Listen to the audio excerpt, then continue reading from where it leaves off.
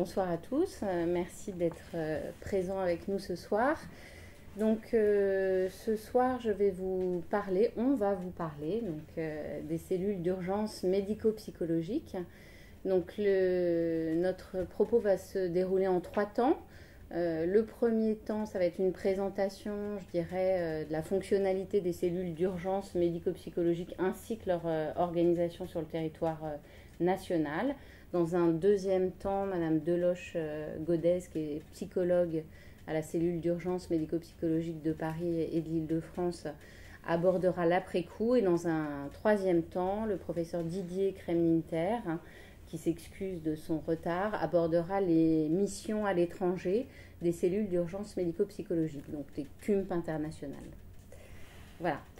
Donc les cellules d'urgence médico-psychologique, eh bien, elles existent depuis plus de 25 ans. La première lettre de mission a été écrite par Xavier Emmanuelli, décrivant succinctement finalement le projet et les missions des cellules d'urgence médico-psychologique.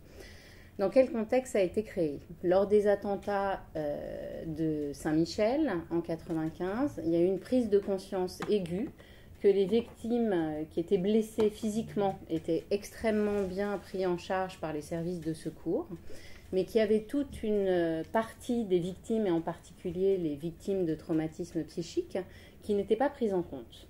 Donc, fort de cette constatation-là, Xavier Emmanuelli a demandé, a missionné le général Louis Croc afin qu'il puisse décliner des cellules d'urgence médico-psychologique sur l'ensemble du territoire national de façon à prévenir la symptomatologie psychotraumatique et surtout de pouvoir procurer des soins dans l'immédiat à ces victimes. Alors après, il y a eu un certain nombre de circulaires que vous retrouvez toutes sur les J-France, et la dernière qui décrit vraiment extrêmement précisément les missions des CUM et l'instruction du 6 janvier 2017, où là vous pouvez vraiment retrouver toute l'organisation et la prise en charge de l'urgence médico-psychologique sur le territoire national. Alors, comment sont organisées ces cellules d'urgence médico-psychologique? Il faut que vous sachiez qu'il y a une cellule d'urgence médico-psychologique par SAMU, et il y a un SAMU par département. Donc, les choses sont très claires et très codifiées. Il y a une référence donc départementale pour chaque CUMP, qui est elle-même reliée à une référence régionale. Un troisième niveau qui est la référence zonale, donc il s'agit là des zones de défense, donc on retrouve finalement un calcage de l'organisation militaire, et un dernier niveau qui est la référence nationale, avec une référente nationale qui est le docteur Nathalie Prieto, qui est basée à Lyon, et son adjoint qui est le docteur François Ducrot, qui est basé à Lille. Alors, l'avantage de cette organisation, c'est qu'il va nous permettre de renforcer, lors d'un événement collectif particulièrement psychotraumatique, on va avoir une cellule d'urgence médico-psychologique qui va être mobilisée très rapidement, le plus fréquemment par son SAMU directement, qui va installer les choses sur son territoire. Et voyant, si vous voulez, l'ampleur de la nécessité des soins à mettre en place en immédiat, va pouvoir demander du renfort déjà aux autres départements appartenant à la région, en contactant son référent régional, puis de façon plus large pour augmenter encore les moyens du dispositif sur place, demander au référent zonal, et puis, dernier niveau, la référence nationale qui va permettre de coordonner l'ensemble de ces renforts, et à la fois dans le temps, puisque sur les différents plans de secours, les CUMP ont pour mission d'intervenir dans l'immédiat, mais elles peuvent rester sur place au plus près de l'événement pendant une durée maximum d'1 mois. Donc il va falloir comme ça organiser, bien entendu, le renouvellement des équipes. Donc vous voyez qu'on est très peu nombreux en termes de référents zonaux, ce qui permet une très bonne articulation, une parfaite connaissance les uns des autres, et donc une parfaite connaissance aussi des moyens à disposition sur chacun des territoires. Il y a un peu plus de régions, donc ça c'est la carte des nouvelles régions, donc avec un niveau là régional avec des personnes un peu plus nombreuses. Il faut savoir qu'il y a 3 zones de défense qui sont superposables aux régions. Ce sont les Hauts-de-France, l'Île-de-France et la région Auvergne-Rhône-Alpes, qui est superposable à la zone sud-est. Alors finalement, quand et qui peut déclencher les cellules d'urgence médico-psychologique? Le plus fréquemment, c'est directement le médecin régulateur du SAMU, ou plus exactement la personne qui va être sur place, qui va rendre compte donc de la situation avec une évaluation d'emblée du nombre d'impliqués. Donc les impliqués, ce sont les potentiels blessés psychiques. Ça ne veut pas dire que quand on a assisté à un événement à fort potentiel psychotraumatique, on va systématiquement présenter un état de stress aigu ou d'autres pathologies de décompensation en lien avec ce psychotraumatisme. Mais il va identifier comme ça un groupe de personnes potentiellement à risque de déclencher une symptomatologie psychotraumatique. À partir de là, il va joindre le médecin régulateur qui, lui, est au niveau du centre de régulation médicale, c'est là où se situent les appels au 15, et à ce moment-là, il appelle le référent d'astreinte de la cellule d'urgence médico-psychologique, il lui décrit la situation et il est décidé d'une intervention, soit en immédiat, soit en post-immédiat, ou d'une autre action, une régulation en fonction de l'événement qui est décrit. Alors ça peut être aussi les agences régionales de santé qui peuvent déclencher les cellules d'urgence médico-psychologique, plus largement le ministère de la Santé. Comment joindre l'ECUM? C'est très simple, un seul numéro sur tout le territoire, le 15. Il faut savoir que quand vous êtes dans un département, par exemple là si on appelle le 15 de son mobile, on va tomber sur le SAMU de Paris. Si vous appelez le 15 de Clamart, vous allez tomber sur le SAMU 92. C'est vraiment localisé en fonction de où finalement votre portable, puisque maintenant on a quasiment tous des portables, est géolocalisé, et à ce moment-là vous contactez le SAMU qui est territorialement compétent. Les principes de notre intervention, quand?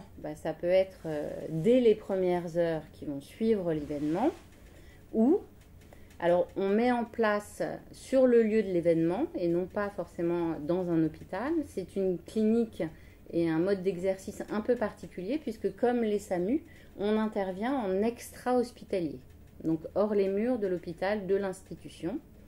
Donc on met en place ce que nous on appelle dans notre jargon un poste d'urgence médico-psychologique sur le lieu même de l'événement, bien sûr proximité immédiate, je dirais plus. Ce qui est très important, il faut que ce lieu soit sécurisé par rapport à l'événement collectif. C'est pour ça que dans nos plans d'action et de réponse sanitaire, en particulier aux situations sanitaires exceptionnelles, on a choisi par exemple sur le territoire parisien de localiser ce poste d'urgence médico-psychologique au sein de l'hôpital Hôtel-Dieu. Pourquoi? Essentiellement, si on est confronté à nouveau à un attentat, pour des raisons de sécurisation du lieu. On peut aussi les mettre en place, et ce qui peut arriver relativement fréquemment au niveau des aéroports, voire même, je vous en ai parlé et le professeur Kremlinter reviendra là-dessus, lors d'interventions à l'étranger. Une autre particularité aussi de nos moyens d'action, c'est qu'on peut utiliser les entretiens téléphoniques, donc on appelle ça un poste d'urgence médico-psychologique téléphonique. Ça permet de renforcer l'action dans l'immédiat. Donc il y a à la fois la possibilité, si vous voulez, de consultation sur le lieu même, mais pour les personnes qui ont par exemple dans une fuite panique déserté le lieu, ça leur permet de joindre ce numéro d'urgence et d'avoir les premiers soins, les premières orientations, la première évaluation par téléphone. Donc avec plusieurs techniques, je n'aurai malheureusement pas le temps de revenir sur les principes psychothérapeutiques de l'immédiat, mais on a deux techniques. Dans l'immédiat, c'est plutôt le diffusing qu'on utilise, qui est une technique de prise en charge dans l'immédiat. Quand on est un peu plus à distance de l'événement, on l'appelle le débriefing. Alors, on appelle aussi intervention post-immédiate ou débriefing à la française. Donc ça, c'est si on peut rentrer un peu plus dans les détails. On peut le faire soit en individuel, soit collectivement. Alors là, je vous ai mis quelques exemples. Hein. C'est vraiment quand on est dans un milieu plutôt rural, on peut être amené, comme vous le voyez, à monter des tentes. Hein. On est vraiment dans l'exercice préhospitalier. Ou alors, comme par exemple à Paris, dans un milieu citadin, on est amené à trouver des lieux. Ça peut être un hôpital, ça peut être une mairie, ça peut être un café, ça peut être un gymnase. Tous les lieux, si vous voulez, qui permettent de regrouper ensemble les impliqués, les témoins de l'événement à potentiel psychotraumatique. La cellule d'urgence médico-psychologique de Paris est aussi responsable du poste d'urgence médico-psychologique téléphonique national. Donc, qu'est-ce que c'est que ce dispositif? C'est un dispositif qui est dédié lors des situations sanitaires exceptionnelles sur le territoire national. Ce dispositif est basé à Paris et il peut être activé s'il y a un événement en dehors de Paris, puisqu'il a une couverture nationale. Par exemple, lors des attentats de Strasbourg, on a été amené à prendre en charge téléphoniquement l'ensemble des victimes qui le souhaitaient. Et vous savez que lors de cet attentat, pendant un certain nombre d'heures et de jours, le terroriste n'a pas été trouvé. Donc il y avait un certain nombre de victimes qui étaient retranchées chez elles. Ça leur a permis d'accéder aux soins directement par téléphone et nous-mêmes avec un lien parfait justement avec les collègues de la CUM de Strasbourg pour pouvoir les orienter au mieux sur leur territoire de référence. Quand ce PUM téléphonique national est activé, il peut être déclenché soit directement dans les locaux du SAMU de Paris, quand il s'agit d'un événement en dehors du territoire parisien.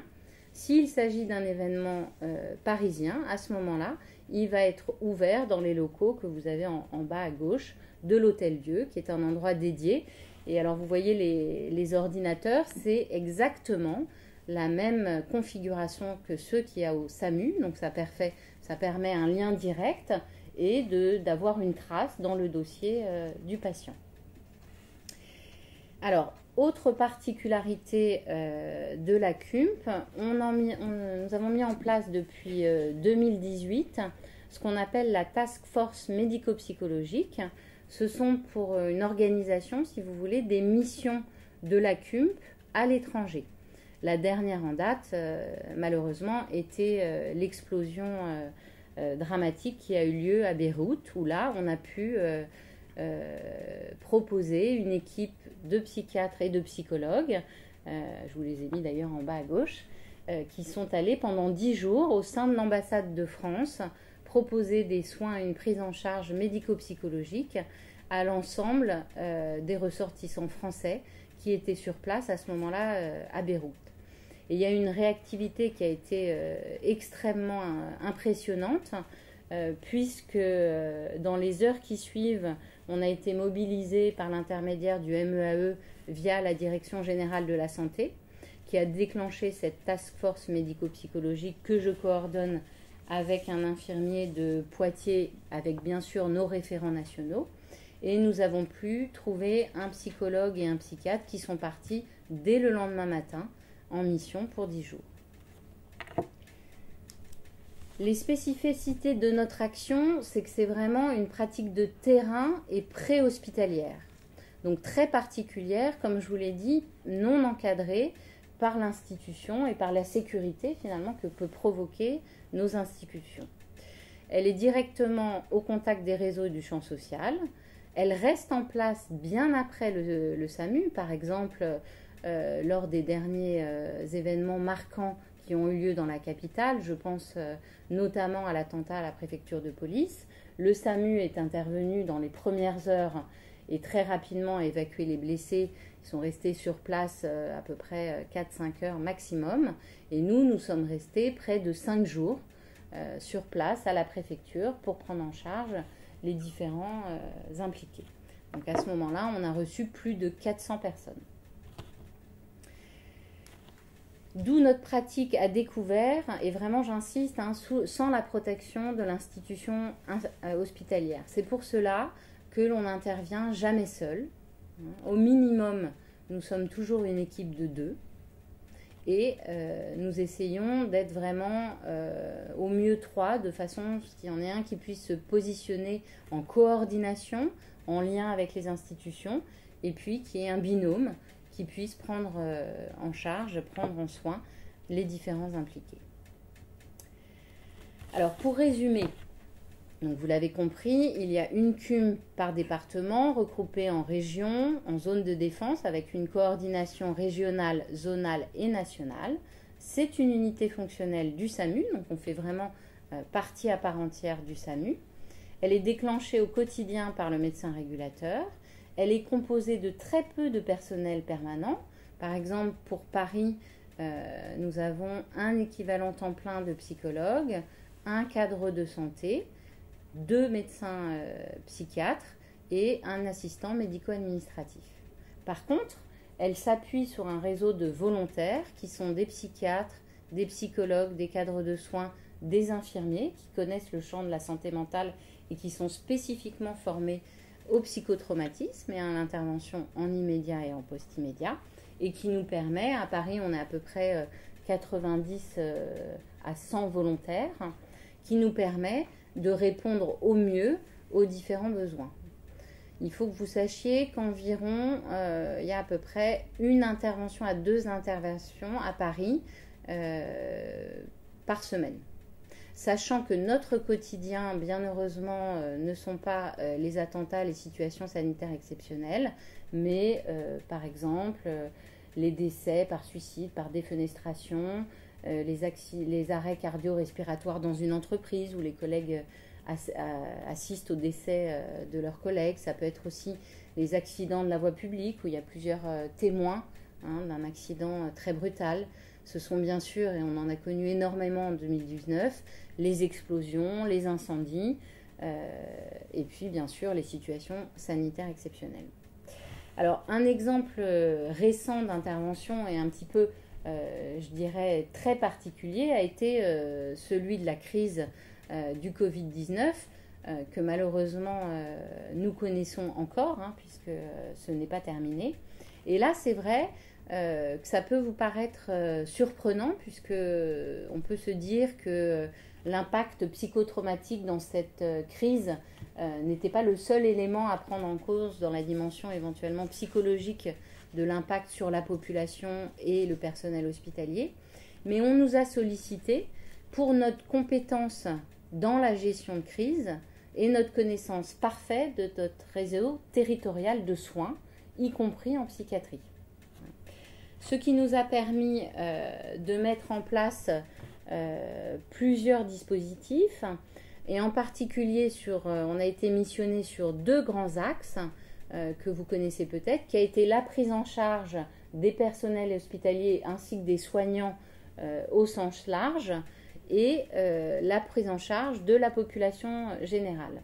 Alors il a fallu avoir, et très rapidement, une réflexion avec les contraintes qu'on connaît, en particulier épidémiques, auxquelles on n'avait été jamais confronté jusqu'à présent, inventer, innover, et ça aussi ça fait partie de l'exercice et des qualités qu'on doit avoir quand on exerce dans une cellule d'urgence médico-psychologique, c'est notre capacité à s'adapter à l'événement auquel on est confronté.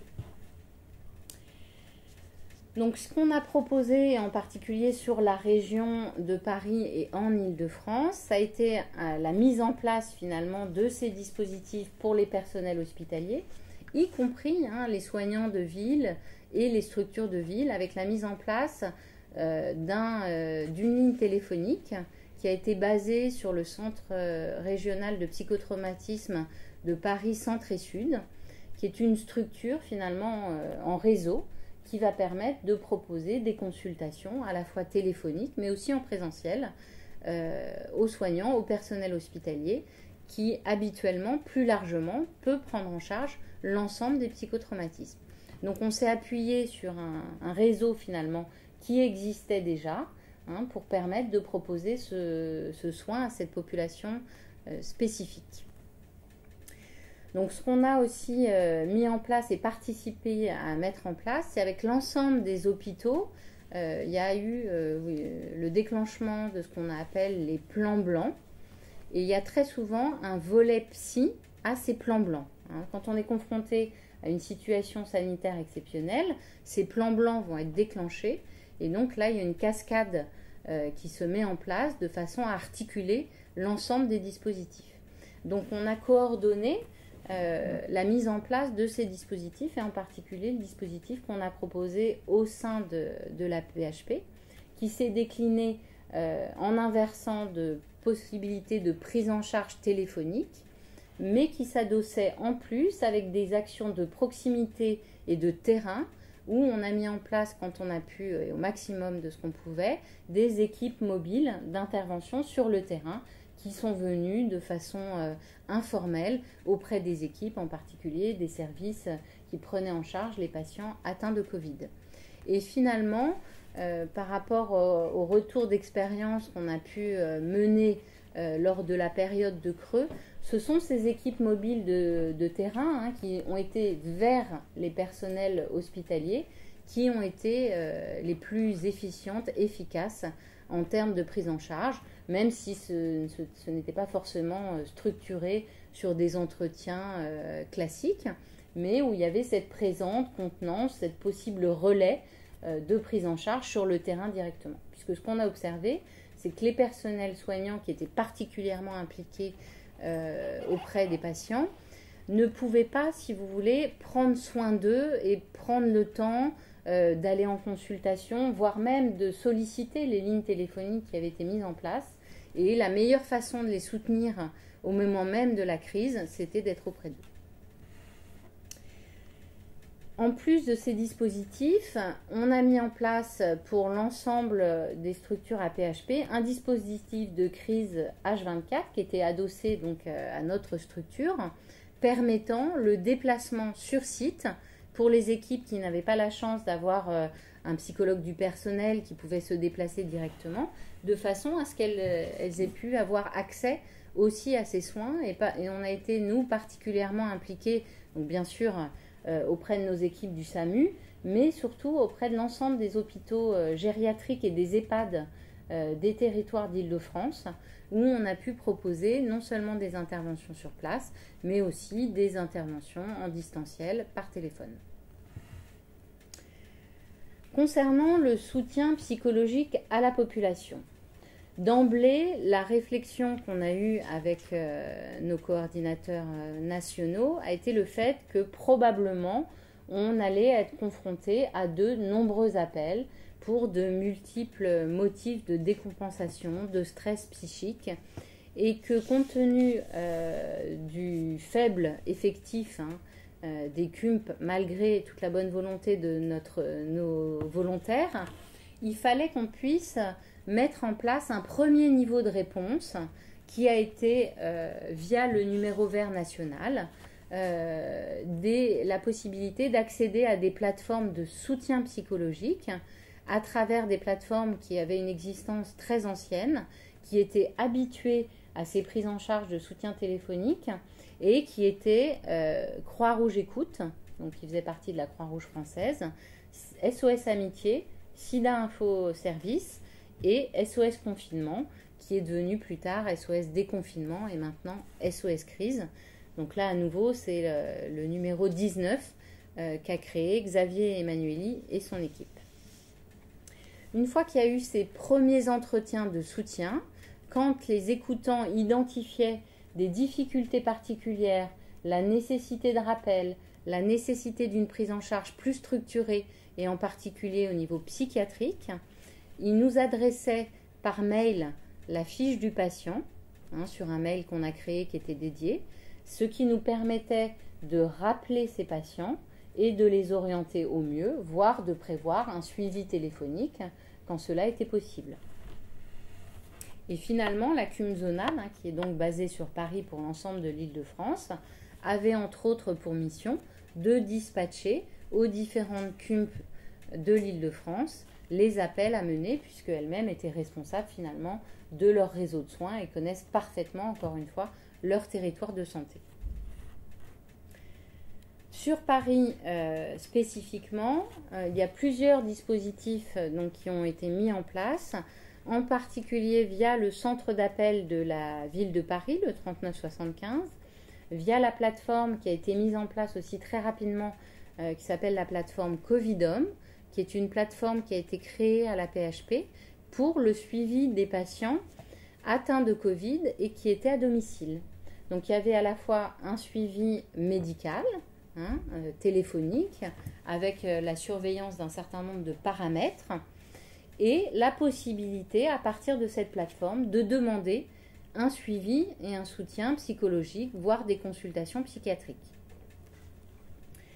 Et puis, troisième point d'entrée, je dirais, pour pouvoir bénéficier d'une prise en charge médico-psychologique, ça a été directement via le 15, où nos collègues médecins régulateurs identifiaient une problématique psychique, quelle qu'elle soit, et à ce moment-là, on pouvait la basculer sur notre numéro d'astreinte. Donc, on a innové, donc, je vous l'ai dit cette fois-ci, nous n'avons pas déclenché le PUM téléphonique dans les locaux habituels, puisque tout le SAMU a été mobilisé, en particulier la réponse en régulation. On a d'abord étendu à la première salle de crise, puis une deuxième salle de crise, puis une troisième salle de crise. Il faut que vous sachiez que pendant la crise, on a habituellement un peu plus de 2000 appels par jour au SAMU de Paris. On est monté jusqu'à 13 000 appels. Donc il a fallu démultiplier vraiment la réponse. Donc de façon, nous, à pouvoir travailler, et y compris les personnes qui étaient fragiles, mais qui étaient chez elles des volontaires qui souhaitaient pouvoir participer au dispositif, on a donc mis en place un PUM téléphonique déporté avec l'ensemble de la contribution de nos volontaires, avec une liste d'astreinte opérationnelle de 9h du matin à minuit. Sachant que les personnes qui appelaient en dehors de ces créneaux étaient rappelées le lendemain, en plus d'une boîte mail dédiée. Donc au-delà de ces dispositifs parisiens, en Île-de-France, on a donc proposé un soutien médico-psychologique à l'ensemble des services qui s'occupaient des patients atteints de Covid, que ce soit pour les familles, mais aussi pour les patients. On a proposé, il y avait d'ailleurs une ligne téléphonique qui existe toujours pour l'ensemble de l'Île-de-France, pour les EHPAD. Au départ, tout spécialement pour les familles de résidents, qui, je vous le rappelle, n'avaient pas la possibilité d'aller rendre visite à leurs proches, situation, on le comprend, ô combien anxiogène dans cette période épidémique, et puis aussi pour les personnels de ces EHPAD. Une autre possibilité de soins a été mise en place par une ligne téléphonique et qui existe toujours aussi pour les aidants et les patients qui souffraient de pathologies psychiatriques identifiées. Et puis une quatrième point d'entrée spécifique qui a été porté là par le Centre régional de psychotraumatisme Paris-Nord, qui est situé à Avicenne. Donc un dispositif spécifiquement dédié pour les familles d'endeuillés. Vous savez qu'il y a des protocoles sanitaires spécifiques qui ont pu générer des sources d'angoisse absolument importantes. Alors, le bilan de notre activité parisienne, ça a été une mobilisation sans précédent. Sans précédent pourquoi ? Parce que c'était sur la durée. Habituellement, et vous l'avez compris, on intervient dans l'immédiat sur des périodes quand même relativement courtes, avec maximum des durées d'action de 4 semaines. Là, ce dispositif est resté pérenne pendant plus de 11 semaines, ce qui est vraiment historique. Donc, il y a eu 75 professionnels qui ont été engagés sur ce dispositif, qui ont permis d'assurer 797 rotations, jusqu'à plus de 140 personnes impliquées dans le dispositif, avec un nombre d'heures totales, ce qui correspond à peu près à 47 jours, 24 heures sur 24. Donc, par rapport à notre dimensionnement, c'est quelque chose vraiment de remarquable. Et d'ailleurs, j'en profite pour remercier l'ensemble de nos volontaires et des professionnels de santé qui se sont portés volontaires au moment de cette crise. Nous avons pu réaliser 17 groupes pour le personnel du SAMU et les hôpitaux gériatriques de la PHP, avec plus de 500 personnes qui ont pu être prises en charge. Et au total, plus de 1500 entretiens téléphoniques ont été réalisés par mon équipe au sein de la CUM de Paris. Voilà un petit peu ce que je voulais vous dire par rapport à l'organisation de ces dispositifs et l'historique de l'existence de ces cellules. Et puis, ce retour d'expérience qui m'a paru important de vous livrer par rapport à la crise Covid-19 que malheureusement, qui se poursuit et auquel nous risquons d'être confrontés à nouveau. Mais sachez que là, les dispositifs sont en veille et sont prêts à être réactivés si nous en avions besoin. Je vous remercie de votre attention et je vous propose de passer à un échange de questions.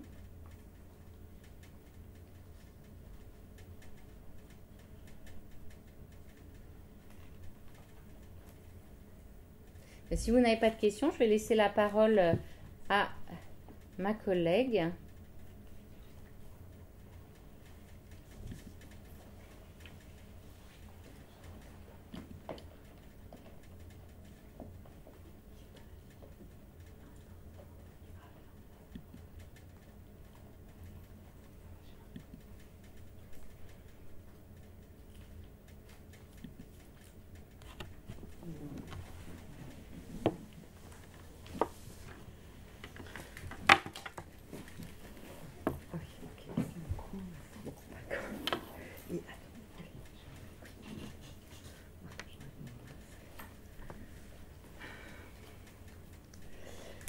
Merci Gaëlle.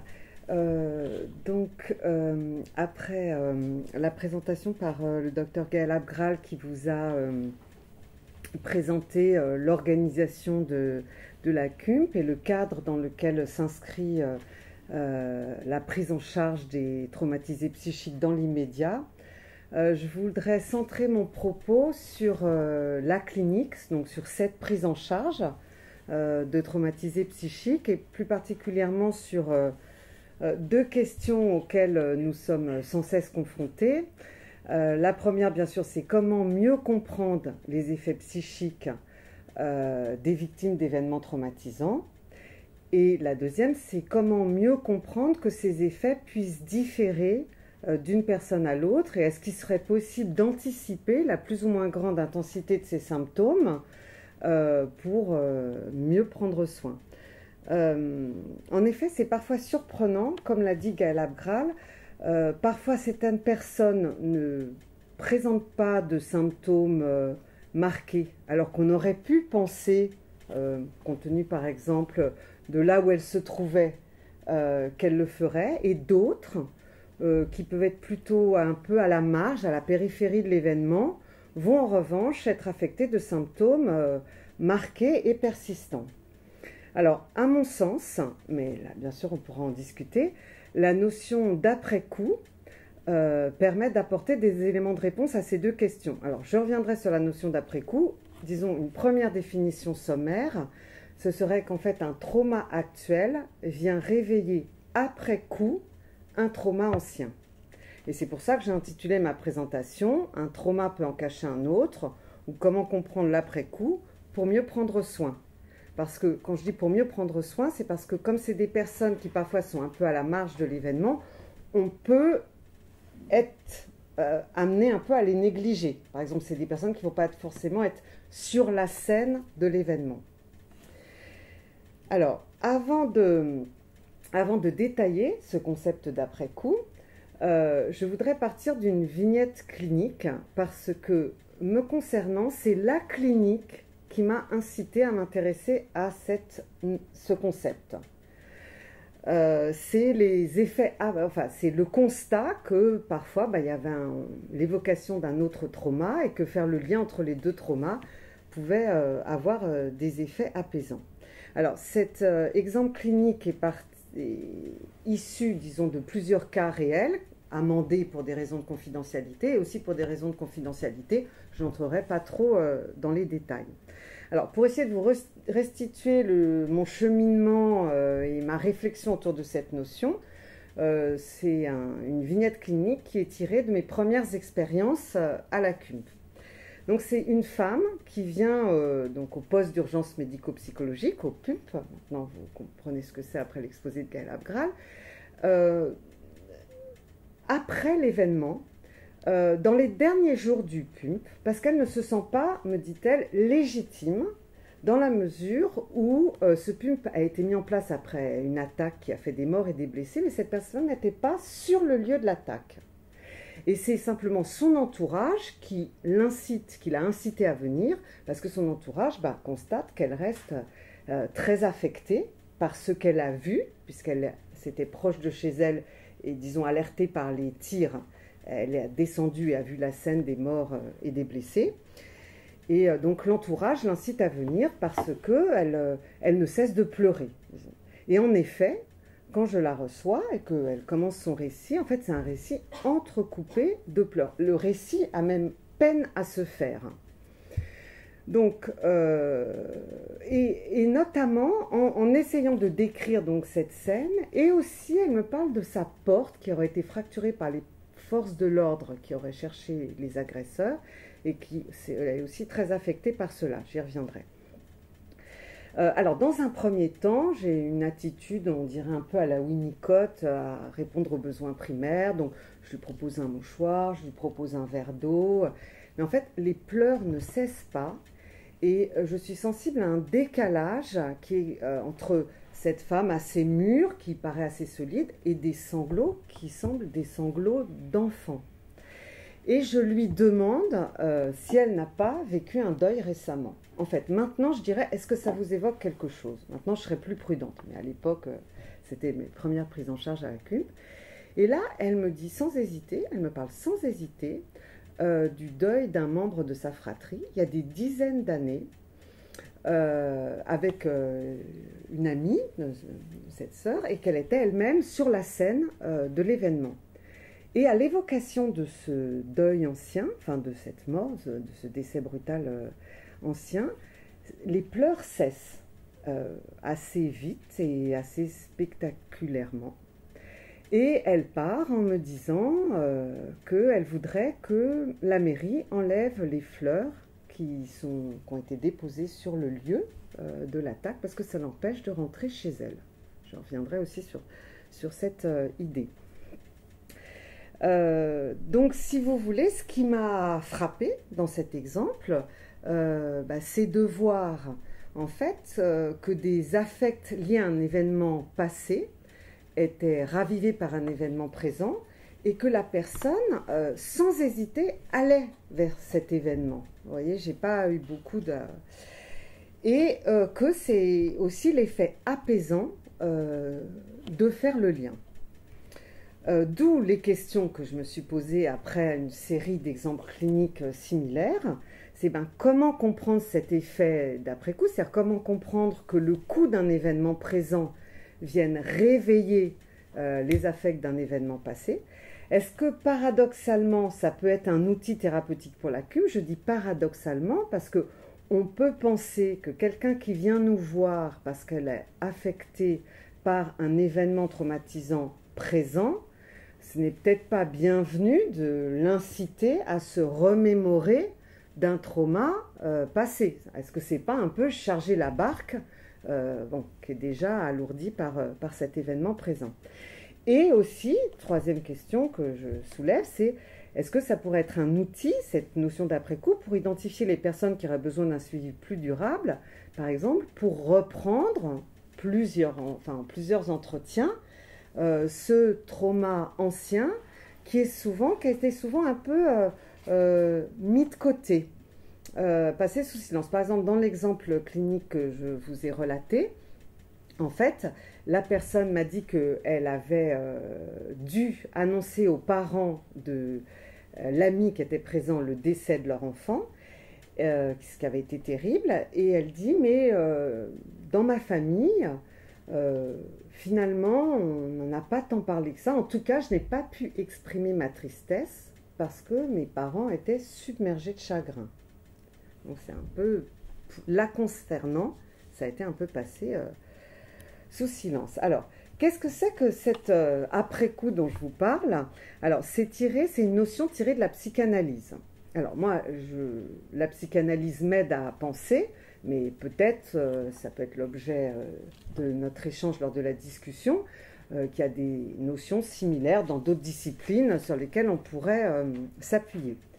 Donc en fait, c'est une notion que Freud utilise pour la première fois dans Esquisse d'une psychologie clinique. Donc il parle de quelque chose qui est reçu nachträglich, c'est-à-dire avec retard. Vous voyez que dans l'exemple que je vous ai donné, on a l'impression que les symptômes liés à ce décès ancien s'expriment avec retard à l'occasion de cet événement présent. Et dans le livre Vocabulaire de psychanalyse de Laplanche et Pantalis, en fait, ils disent qu'à propos de ce terme fréquemment employé par Freud, sans qu'il le définisse vraiment d'ailleurs, que c'est en relation avec sa conception de la temporalité, de la causalité psychique, des expériences, des impressions, des traces mnésiques sont remaniées ultérieurement en fonction d'expériences nouvelles. Et ça, je trouve que c'est quelque chose qui me parle parce que, vous voyez, à la CUMP, ne viennent pas nous voir des personnes qui ont un événement passé, qui les entrave. Non, elles viennent nous voir parce qu'un événement présent vient remanier quelque chose chez elles. Et cette notion, en fait, c'est surtout Lacan qui va en souligner la portée dans les années 50. Et donc, si vous voulez, un peu, il y a la théorie même de l'après-coup se fait en deux temps, comme dans l'après-coup.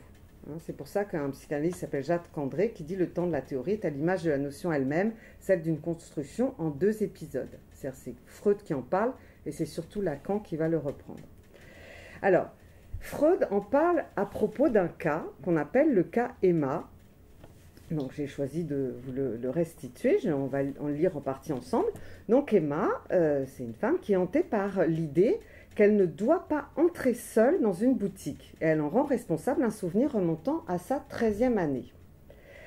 Alors, ce souvenir, c'est ce que Freud appelle la scène 1 des commis, c'est qu'en fait, elle est entrée dans une boutique pour y acheter quelque chose, et elle aperçoit deux vendeurs qui s'esclaffent. Prise de panique, elle sortit précipitamment.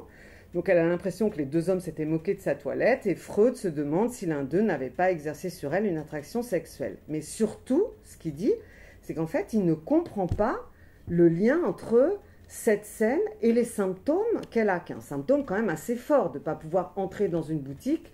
C'est quand même, elle est entrée dans une boutique, quelqu'un a un peu ri, enfin, en principe, ça ne vous empêche pas ensuite d'entrer dans une boutique. Et donc, en fait, il poursuit en disant que, mais au cours de l'analyse, une scène 2 est apparue, dite de l'épicier, donc une scène antérieure. Là, Emma avait 8 ans. Elle est entrée 2 fois dans la boutique d'un épicier pour y acheter des friandises et le marchand avait porté la main à travers l'étoffe de sa robe sur ses organes génitaux. Donc là, comme le dit Freud, nous comprenons maintenant la scène 1 des commis si nous la rapprochons de la scène 2. C'est-à-dire quelque chose qui devenait incompréhensible, comme par exemple dans ma vignette clinique, les pleurs de cette femme qui persistait alors qu'elle n'avait pas été directement menacée et qu'elle ne connaissait personne parmi les victimes. Si on la rapproche d'une autre scène, les choses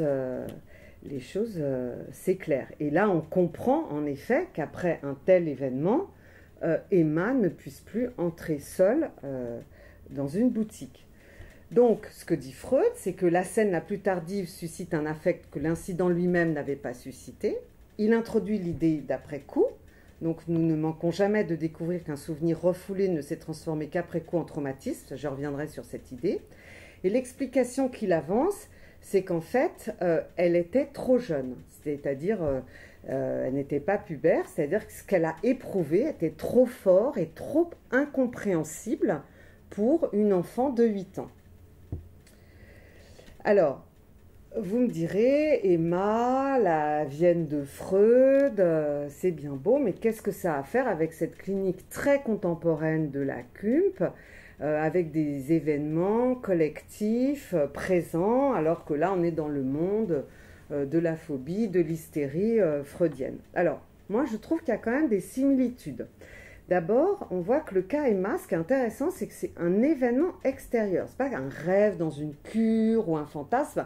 Voilà, Emma, elle est entrée dans une boutique, elle a eu on dirait aujourd'hui, un abus sexuel. qui va provoquer des symptômes avec décalage. Et on voit donc un événement, enfin c'est pas vraiment présent, mais un événement ultérieur va raviver un événement passé. Et alors cet événement, Freud dit qu'il a été refoulé. Je trouve que dans la clinique de la CUMP, là j'introduirai une petite différence, c'est souvent un événement mis de côté. Vous voyez, dans mon exemple clinique, la femme, elle n'a pas oublié le décès ancien. Mais là, je trouve que c'est plutôt, enfin je me rapprocherais plutôt de l'analyse de Ferenczi, qui est un psychanalyste hongrois, qui a beaucoup travaillé sur le trauma, qui dit que quand il y a une trop grande souffrance face à un événement traumatisant trop fort, la personne va se dédoubler. Et donc, il prend l'exemple de la torture en disant, on se fragmente, puis il y a un morceau de soi qui va souffrir, qui est un peu sur le côté, mais prêt à être ravivé, puis il y a une autre partie de soi-même qui continue à se développer, un peu comme si de rien n'était. Et aussi, ce qui est similaire entre l'exemple clinique que je vous ai donné et Emma, c'est qu'en fait, le fait de lier les deux événements, ça ne charge pas la barque, en fait, ça éclaire, ça fait sens et ça aide. Parce que l'événement, il est déjà là. Il est à côté, mais il est quand même là. Je dirais, il est dans la barque. Donc, si je reprends les questions que j'ai soulevées, je dirais oui, avoir en tête cette notion d'après-coup, essayer de faire des liens entre un trauma actuel et un trauma ancien, ça a un effet thérapeutique, parce que notamment, ça reprend quelque chose qui est en souffrance, comme je vous disais, qui est à côté. Et ça, c'est aussi une idée de Ferenczi. C'est-à-dire que cette partie, donc c'est son idée d'autoclivage narcissique, cette partie qui est mise de côté, elle est en souffrance dans le sens où elle souffre, mais elle est en souffrance dans l'autre sens du mot en souffrance, c'est-à-dire qu'elle attend qu'un interlocuteur puisse être là pour écouter ce qui s'est passé et le reprendre avec elle. Et donc ça, la CUMP le fait, en fait. Et ça permet, en fait, à ces traces de l'événement passé, en fait, de s'inscrire quelque part. Et ça remet sur un chemin plus personnel. Et ça, je trouve que c'est important parce que ça permet aussi de distancier un peu les victimes d'un événement extérieur collectif qui peut un peu les écraser. Vous voyez, on essaye de retrouver quelque chose... de plus sur lequel peut-être ils retrouvent un peu prise et dont les sortir un peu d'une impuissance dans lesquelles les places, c'est surtout les événements auxquels on fait face à la CUMP qui sont quand même des événements souvent majeurs. Et alors, j'ai mis entre parenthèses et je souligne ce que je trouve aussi qui est intéressant, c'est que c'est pas forcément le trauma le plus ancien qui va ressortir. Il ne faut pas forcément rechercher le trauma le plus ancien. C'est le trauma en fait, qui a été un peu mis de côté et que nous amène la personne, évidemment. Alors, cet effet thérapeutique, comme Gaëlle avait parlé du dispositif pour la crise Covid, on le retrouve bien sûr avec ces événements comme ça majeurs, des attaques ou même des suicides, mais on l'a retrouvé dans la prise en charge des personnes parfois isolées, confinées et qui avaient appris qu'elles étaient Covid+. Voilà, on pourra reprendre des exemples lors de la discussion. Il y a ici certaines de nos collègues volontaires qui ont participé à ce dispositif. Et en tout cas, moi, me concernant, j'ai trouvé que souvent, lier la façon, leur extrême angoisse, disons, liée à la solitude et à cette nouvelle de maladie, souvent c'était à des événements de vie, de solitude, de détresse. Voilà, j'ai souvenir d'une femme avec un accouchement qui s'était très mal passé. Donc elle avait été séparée de son enfant. Un homme de son divorce qui l'avait amené à perdre le lien avec ses enfants. Enfin, voilà. Donc en tout cas, ce schéma de l'après-coup a fonctionné dans la prise en charge, dans les dispositifs Covid. Alors, est-ce que ça pourrait être même un effet préventif? Alors, là... Ce que je veux dire par là, c'est que si on reprend cette idée de Freud, que finalement il y a souvent un trauma qui est tellement fort que finalement on est un peu obligé alors lui d'y refouler ou le mettre de côté, et il faut attendre un deuxième événement un peu moins fort pour que les affects du premier événement puissent s'exprimer et qu'on puisse les reprendre. Finalement, nous, la CUMP, en étant présents, est-ce qu'on pourrait un peu prévenir ce mécanisme en deux temps. Prévenir, ça veut dire, ce que je veux dire, c'est est-ce qu'on ne pourrait pas, voilà, éviter que l'événement soit trop mis de côté. Et notamment, parce que s'il est mis de côté, c'est bien sûr parce qu'il déclenche des affects trop forts, quand vous êtes jeune, ben aussi des affects impossibles à comprendre, mais aussi ce que nous dit Ferenczi, c'est souvent que c'est parce que l'autre, alors bon, l'objet en psychanalyse, enfin l'autre, n'accueille pas ça. Et y a une phrase qu'il dit dans un livre qui s'appelle Le traumatisme. Ils disent que souvent, il parle du trauma de l'enfant, les adultes réagissent par un silence de mort qui rend l'enfant aussi ignorant qu'il lui est demandé de l'être. Et d'ailleurs, Emma, elle n'est pas seulement jeune, elle est seule. Et d'ailleurs, son symptôme, c'est qu'elle ne peut pas entrer toute seule dans la boutique. Alors moi je dis, et si Emma avait vu la CUMP à 8 ans, est-ce qu'ensuite ça aurait fait après coup? Peut-être qu'elle aurait pu exprimer à un psy spécialiste des enfants quelque chose de ce qu'elle a ressenti quand cet épicier a touché ses organes génitaux. Et aussi, quand on lit l'événement traumatisant, massif, à quelque chose d'un peu personnel, est-ce que, voilà, on n'évite pas un peu ce système en deux temps en faisant quelque chose de plus appréhendable par la personne. Alors, cela dit, ce concept de l'après-coup, c'est quand même quelque chose à manier, je dirais, avec prudence face aux personnes que nous recevons. Et en particulier, il y a quelque chose qu'il faut éviter à tout prix, c'est donner l'impression qu'on méconnaît l'événement actuel. Parce que ce qui amène quand même les personnes, et la première chose qu'on doit prendre en compte, c'est l'événement actuel, les effets de cet événement actuel sur la personne. Alors, vous me direz, oui, bien sûr, c'est évident, mais moi, ce que j'ai noté me concernant, c'est que parfois, pour sortir de l'impuissance l'impuissance que ces personnes me transmettent, parce que les personnes se sont senties extrêmement impuissantes face à cet événement traumatisant, eh bien, je peux avoir tendance à me dire, bon, bah maintenant, allez, on va chercher un peu s'il y a après coup, parce que je me retrouve dans quelque chose où, ben, vous voyez, je suis dans une recherche plus active. Donc, bon, enfin, maintenant, je le sais, donc j'y fais attention, mais c'est vrai que c'est quelque chose, il n'est pas question de donner le sentiment de méconnaître l'événement actuel. Alors, il y a quelque chose qui, je trouve, met sur la voie d'un après-coup ou pas, c'est que souvent, en tout cas moi j'ai constaté ça, c'est qu'il y a des étrangetés. Dans le récit, il y a quelque chose en fait qui me paraît bizarre ou que je ne comprends pas bien. Dans la vignette clinique que je vous ai donnée, c'est par exemple la porte. En fait, je n'ai pas compris, d'abord c'était sur le même plan que ces morts, ces blessés. La personne dit oui, ma porte a été effractée, tiens, bon, enfin, avec des pleurs. Et ensuite, quand elle a fait le lien avec ce deuil ancien et qu'elle a expliqué qu'elle avait dû annoncer aux parents de l'ami qui était présent la mort de leur enfant, alors là, j'ai eu l'image, en fait, de quelqu'un qui allait sonner à une porte qui allait donner lieu à une nouvelle effractante. Et c'est vrai que, bon, après, j'ai eu d'autres...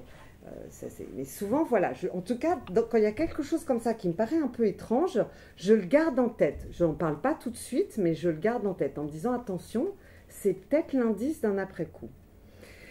Et évidemment, même si on repère donc un après-coup et qu'un événement ancien vient s'exprimer à travers cet événement nouveau, disons que je trouve que faire le lien dans un premier temps suffit. Il faut être très prudent. Hein. Ça, c'est un livre que j'ai lu l'année dernière de Rachel Rosenblum, Mourir d'écrire, ou Mourir de dire d'ailleurs. En fait, ouais, alors c'est à propos de survivants de la Shoah, donc c'est un petit peu différent, mais enfin, elle donne l'exemple de cure où peut-être bon, bah, le psychanalyste a voulu aller un petit peu vite ou trop interpréter, et ça s'est très mal terminé. Donc là, si vous voulez, ce que je pense, c'est qu'il faut juste faire le lien qui est clair. Il n'est pas question d'interpréter. Et souvent, moi, je reprends, enfin, au sens propre, je reprends les mots de la personne. mais je ne vais pas me lancer dans des interprétations hâtives. Et de façon générale, et j'en viens à ma conclusion, je dirais que c'est évidemment très important dans notre clinique, et je reprends une idée de Winnicott que je trouve très juste, c'est d'aller à petite dose. Hein, c'est-à-dire il y a un espèce de déferlement du trauma, et que voilà, c'est important de faire preuve de tact.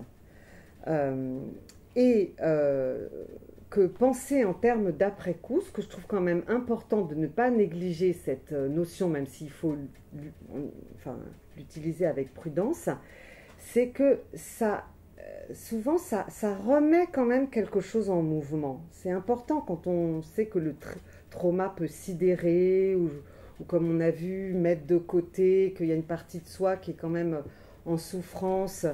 Et là, je voudrais revenir sur la fin de ma vignette clinique, c'est-à-dire la personne, donc après avoir évoqué ce deuil ancien, va dire voilà, j'aimerais bien que la mairie enlève ces fleurs qui sont sur le trottoir et qui m'empêchent de rentrer chez moi. Et donc moi j'ai pensé évidemment à des fleurs funèbres de ce deuil qui était resté là pendant des décennies et qui l'empêchait quelque part d'avoir un cheminement propre, de rentrer chez elle. Voilà, je vous remercie de votre attention et je suis à votre disposition pour des questions ou si vous voulez que je reprenne quelque chose que j'aurais évoqué trop rapidement. Oui. Oui, alors je vais me présenter, je m'appelle Jérôme André, je travaille au pôle sûreté de la Sorbonne Nouvelle, qui est anciennement Paris 3, qui est devenue Sorbonne Nouvelle.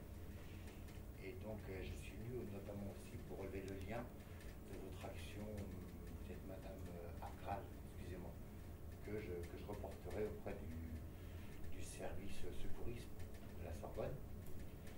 Donc la question qui m'interpelle, c'est par rapport à la psychanalyse que je pense qu'il serait capable d'intégrer dans votre définition, de par la confrontation de la personne avec une tierce personne. Et la question que je me pose, c'est quelle serait la tierce personne, tout simplement, quel serait ou l'élément somme toute positif pour la mener à rétablir un équilibre en elle. La tierce personne. Dans la psychanalyse, j'ai appris tout récemment qu'effectivement, il y a confrontation avec un membre de la famille ou une personne X pouvant aider la personne psychanalysée à faire ressortir, à faire rejaillir ce qu'elle a en elle. Moi, je me trompe, c'est un petit Enfin, en tout cas, si je sais pas, je ne suis pas sûre de bien comprendre la question, mais en tout cas, nous, quand on prend en charge les personnes, j'ai envie de dire, c'était pas forcément nécessaire qu'une autre personne soit là. Le patient va nous l'amener. Vous voyez, là, par exemple, dans la vignette clinique que je vous ai donnée, le patient amène la personne proche décédée, amène les parents qui n'ont pas su écouter sa souffrance. Et ce qui est vrai, c'est que nous, en fait, c'est très important que le récit se fasse en présence d'un autre. C'est-à-dire que nous, on va être l'inverse de ces adultes dont parle Ferenczi, qui demandent à l'enfant d'être bien ignorant de ce qui s'est passé parce qu'ils n'ont pas envie d'en parler. Donc avec nous, si vous voulez, ils vont avoir une personne qui est à l'écoute et qui est là tout de suite. Alors là, disons que moi, ça m'amène à parler de quelque chose qui me tient à cœur, qui est un autre texte de Freud, donc là, je ne peux pas le détailler, mais qui parle de ce qu'on appelle du Nebenmensch, c'est-à-dire de la personne, de l'être humain proche ou la personne secourable. En fait, c'est un texte où il parle du cri de l'enfant, qui exprime ses besoins par un cri. Et c'est l'épreuve de satisfaction, c'est-à-dire que quelqu'un arrive tout de suite pour répondre à son besoin. Et nous, si vous voulez, c'est quand même un peu ce qu'on fait. C'est-à-dire, il y a un trauma et on est là tout de suite. On va, comme l'a dit le docteur Agral, on va tout de suite sur le terrain, sans attendre, et on est cet être humain proche, cette personne secourable qui n'a pas été là, par exemple, si on prend l'idée d'après-coup lors du premier trauma, et qui là est là, et avec qui justement on peut reprendre ce qui a été mis de côté aussi parce qu'il n'y avait pas cette personne proche. Donc, je dirais en fait on est là à la fois pour évoquer avec la personne, disons, les objets défaillants de son enfance, un objet en termes psychanalytiques, c'est-à-dire l'autre, et pour un peu réparer en étant un autre, un interlocuteur qui est là tout de suite et qui va l'écouter et avec qui, et qui va essayer de l'écouter avec tact. Je ne sais pas si je réponds à votre question. Si, tout à fait, c'est très clair. Et je rebondis également sur l'exemple de Freud, qui porte à moi la condition entre guillemets religieuse de l'épicerie qui pourrait contenir des fruits, par exemple une pomme ou autre chose. Et le nom Emma, effectivement, qui est très évocateur de la situation. Voilà, tout simplement. Mais voilà, c'est ma impression. Oui, et en tout cas, cette présence de l'autre, elle est aussi très importante parce que, si vous voulez, dans la clinique de la CUMP, le fait d'être confronté à un événement traumatisant et d'avoir le sentiment qu'on pourrait mourir tout de suite, c'est-à-dire qu'une illusion d'immortalité, là encore c'est une idée de Ferenczi, se rompt, c'est-à-dire on sait tous qu'on va mourir, mais en général plus tard, là tout d'un coup elle se rompt, et ça fait un peu sortir de la communauté humaine, parce que la communauté humaine, en général, vit dans cette illusion d'immortalité. Et cette confrontation à ce que le Bigot, un autre psychiatre que Croc, qui a été au début des CUMP, appelle ça la confrontation au réel de la mort, ça sort de la communauté humaine, et donc c'est très important qu'il y ait cet être humain proche qui arrive tout de suite, parce que justement, ça vous remet en lien tout de suite avec un représentant de la communauté humaine. Alors, je ne sais plus, je crois qu'il y avait une autre question. Donc, je vais prévoir une.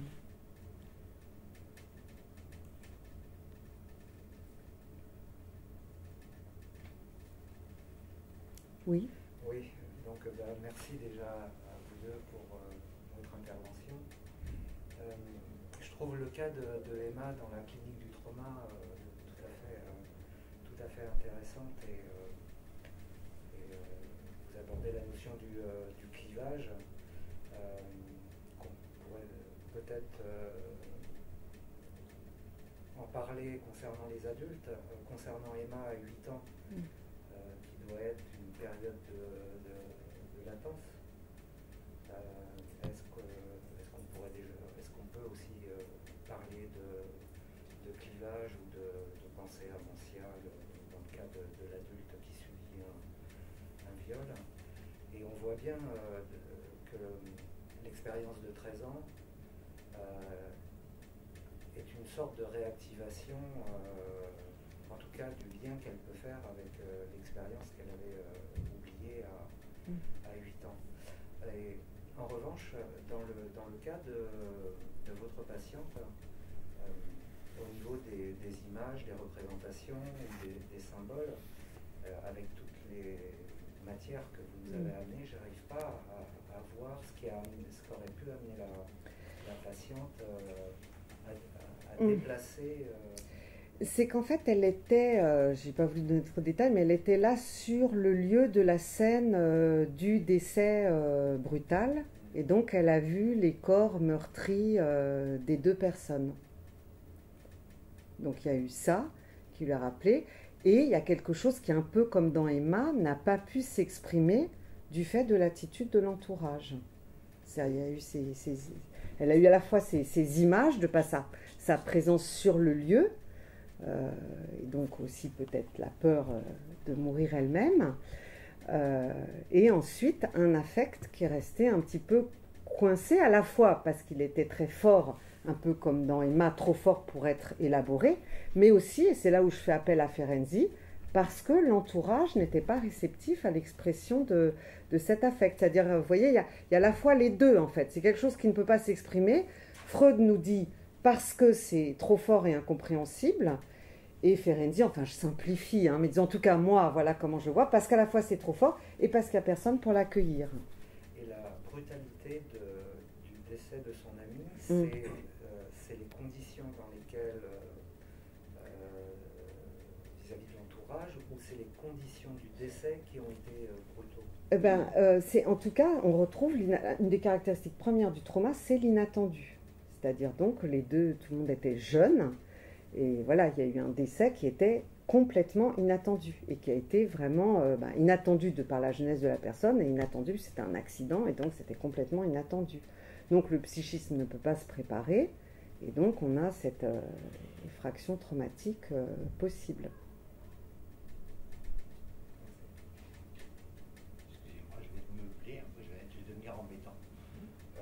Je rebondis effectivement sur l'argument de monsieur qui a représenté à moi le sang, tout simplement. Donc les corps allongés et le sang.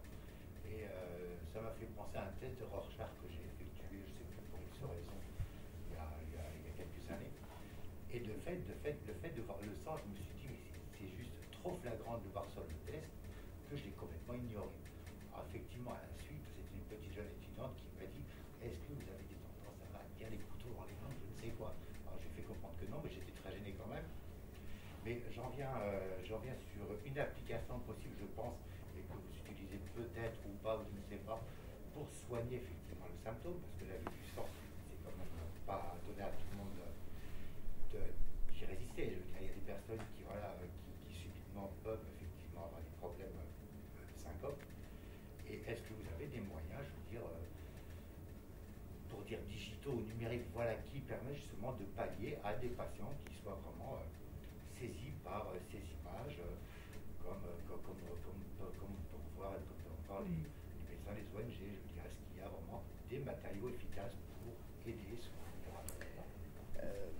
moi, je dirais que ce qui est le plus efficace, c'est l'écoute et la parole. Oui, je suis entièrement d'accord. Parce que les images, alors là, je pense à, si vous voulez, des réunions auxquelles la CUMP a pu assister d'information par des juges d'instruction lorsqu'il y a des enquêtes après des attaques terroristes ou après des accidents, des crashs aériens.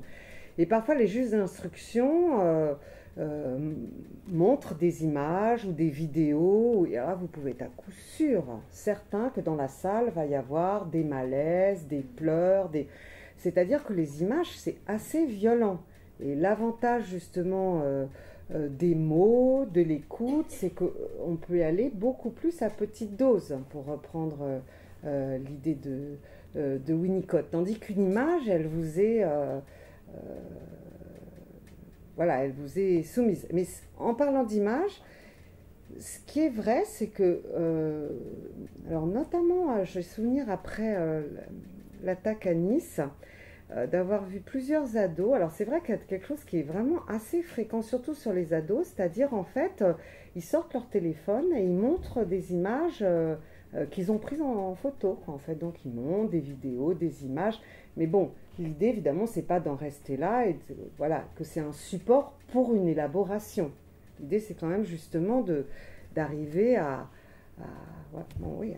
se remémorer et élaborer, et voilà, que ça reste pas incrusté. C'est le problème de l'image traumatique, quoi. C'est-à-dire qu'elle reste là incrustée et qu'il faut justement aller la désincruster, si je puis dire, et en faire autre chose.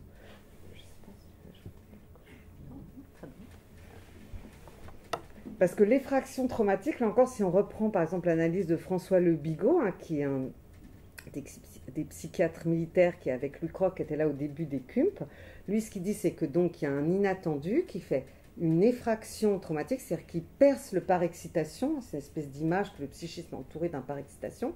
Donc l'effraction va percer ce par-excitation, et en fait, du coup, il y a une image traumatique qui va aller se mettre au fin fond du psychisme, dans une zone un peu des premiers éprouvés psychiques, justement sans mots, des éprouvés traumatiques du nourrisson sans mots, qui va aller se mettre là dans cette zone et qui va ensuite entraver la personne.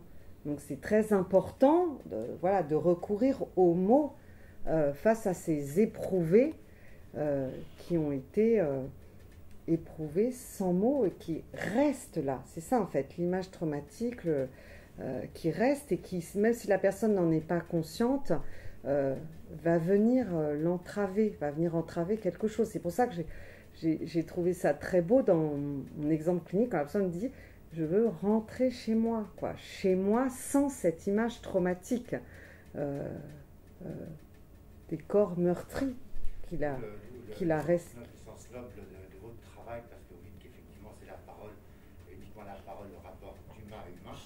Et je rebondis et je m'excuse parce que je vous ai porté sur le chemin sur lequel je voulais venir. C'est que je me destine à faire une reconversion sur peut-être la psychologie cognitive, les réseaux sociaux, les phobies, les addictions. Et je suis justement en train d'étudier enfin, comment le principe du numérique et de l'intelligence artificielle qui calcule très bien les agissements du clic en fonction du temps de la personne qui va cliquer, enfin les affects, l'émotion et tout ça. Et je me dis que forcément, il faut que le dialogue puisse suivre. Voilà. Il faut que le dialogue d'humain à humain face à ce qui attend véritablement. Et là, je parle dans le cadre de l'enseignement à la Sorbonne, voilà, qui sera amené, effectivement, qui est déjà amené, on peut même parler de télétravail, voilà. Le rapport, c'est l'écran, et il faut que la parole reste, mais ça sera très compliqué, voilà. Donc, et j'espère, voilà, qu'il y aura des solutions pour que le rapport humain perdure, voilà, qui garde sa noblesse, voilà, tout en disant, voilà, c'est compliqué, mais voilà. Donc, effectivement, je me penche sur ce travail-là que je vais essayer d'élaborer avec le plus de compréhension possible pour apporter des éléments aux personnes qui en ont besoin. Voilà. Oui, excusez-moi, on voit déjà avec le confinement la problématique de la non-relation, en fait, du manque de relation humaine. Donc déjà, il y a eu des études qui sont en train de se faire et faites par rapport à cette manière d'être sans relation. En fait, d'être, quand on est confiné, plus droit de sortir, plus droit de voir les uns les autres, avec beaucoup de protection, etc., des distances. Et ça, je pense que c'est vrai qu'il faut le porter très haut et fort et jusqu'au bout, que sans relation humaine, l'humain décline, tout simplement. Oui. Comme le nom d'ailleurs des nourrissons là, de l'Est qui n'ont pas été, vous avez vu cette expérience, des nourrissons qui n'ont pas été portés dans un hospice où ils avaient été recueillis sur parents et ils n'ont pas été soignés, portés parce qu'il y avait un nombre insuffisant et qu'à cette époque on ne savait pas le faire, on ne savait pas qu'il fallait le faire. Et donc ils sont tous devenus fous ou ils sont morts très rapidement avec des gros handicaps psychiques, etc. Donc voilà, c'est vrai que le rapport humain est essentiel et nous, notre profession, je suis psychologue, pardon, aussi le porte haut et fort parce que c'est incontournable. Tant qu'on n'est pas encore des cyborgs, si je peux dire. Ouais. J'ajoute que les jeunes, principalement, qui me touchent particulièrement sur les réseaux, ont évolué. Je pense que l'être humain a évolué dans le sens où il s'est adapté. C'est d'autant plus difficile parce que les symptômes sont encore plus profonds et peut-être le remède il existe encore. Donc ça va être encore plus compliqué. En tout cas, sur l'humain, c'est vrai que dans la clinique de la CUMP, on voit que d'arriver en immédiat sur le terrain, déjà d'être présent pour recueillir un récit si la personne le souhaite, évidemment, on ne force pas le récit. C'est vrai qu'on voit que ça peut avoir un effet apaisant assez important. C'est à la fois cette clinique du trauma, de l'immédiat, c'est à la fois une clinique assez éprouvante parce que c'est quand même des événements très forts, mais c'est aussi une clinique gratifiante parce qu'on voit les effets apaisants de cette rencontre qu'on permet tout de suite après l'événement. C'est apaisant pour les deux en plus, c'est ça qui est bien.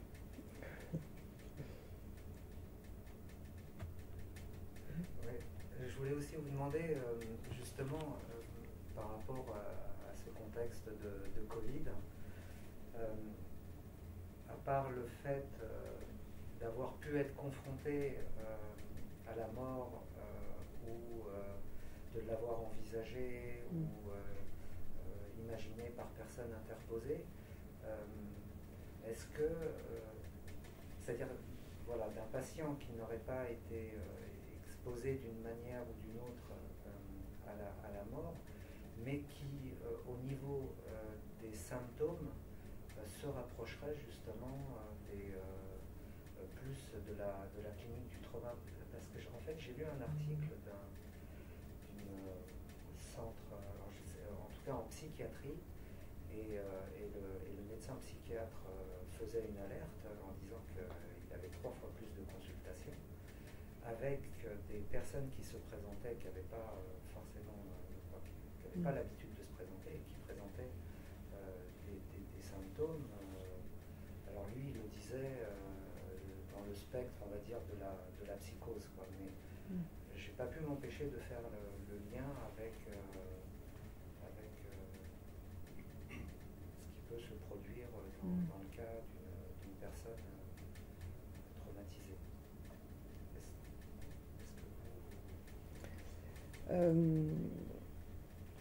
Alors, après, peut-être je passerai la parole à mes collègues, enfin, qui ont participé au dispositif Covid. C'est vrai que moi, ce que j'ai pu constater, c'est que il m'est arrivé de prendre en charge des personnes, en fait, qui avaient fait plusieurs tests, qui avaient été négatifs, mais qui avaient l'impression que, enfin, je pense à une personne en particulier, qu'elle était malade et qu'elle pouvait mourir. Et en fait, là encore, il y avait cette idée un peu d'après-coup, c'est-à-dire qu'on a pu voir ensemble que ça faisait écho à autre chose. Par exemple, donc je vous avais dit, il y avait eu un accouchement très difficile où elle avait...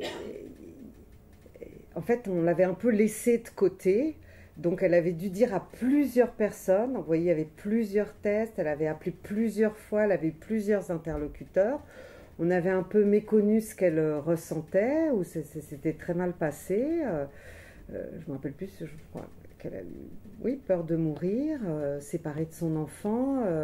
Voilà, donc il arrivait aussi que, via nos dispositifs, on soit amené à prendre en charge des personnes qui avaient cette angoisse sans être Covid+.